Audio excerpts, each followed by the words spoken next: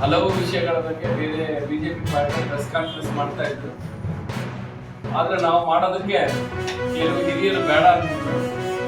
ದೂರ ಮಾಡ್ರಿ ಮಾಡ್ರಿ. ಆ ಮುಗಿದರದಲ್ಲಿ ಒಂದು ವಾರ ಮುಂದೋಯ್ತು. ಇವತ್ತು ಅದಕ್ಕೊಂದು ಇನ್ಸಿಡೆಂಟ್ ಹೇಳಕ್ ಇಷ್ಟಪಡ್ತೀನಿ.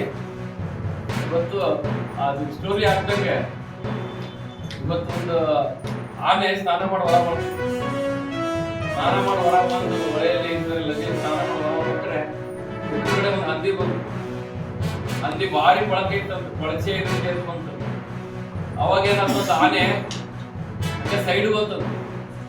ಅದಕ್ಕೆ ಹಂದಿ ಆ ಪ್ರಾಣಿಗಳ ಹತ್ರ ಎಲ್ಲ ಹೋಗಿ ನೋಡಿ ನನಗೆ ಎದುರು ಆನೆ ಹೋಗ್ಬಿಡ್ತು ಎಲ್ಲರ ಹತ್ರ. ಅದಕ್ಕೆಲ್ಲ ಪ್ರಾಣಿಗಳೆಲ್ಲ ಬಂದು ಆನೆಗಳ ಹತ್ರ ಆನೆ ಹತ್ರ ಏನಿದು ಹಂದಿಗೆ ಎದುರು ಹೋಗ್ಬಿಟ್ಟಲ್ಲ.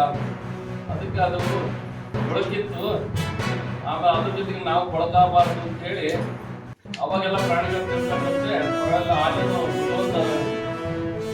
ಇವತ್ತು ನಾವು ದಾವಣಗೆರೆಯಲ್ಲಿ ಯಾರೋ ಪ್ರೆಸ್ ಕಾನ್ಫರೆನ್ಸ್ ಬಿಜೆಪಿ ಅಧ್ಯಕ್ಷ, 2 ಗಾರ್ಡ್ಗಳು, ಯಶವಂತರಾವ್ ಗಾರ್ಡ್, ಅದ್ರ ಜೊತೆಗೆ ನಮ್ಮ BP ಹರೀಶ್ ಅವರು, ಅದ್ರ ಜೊತೆಗೆ ಬಿಜೆಪಿ ಮಹಿಳಾ ಮೋರ್ಚಾ ಸದಸ್ಯರು ಕೂಡ ಎಲ್ಲೋಗಿದ್ರೆ ಅವರು ಕೂಡ ಪತ್ರಿಕಾಗೋಷ್ಠಿ ಮಾಡಿದ್ರು.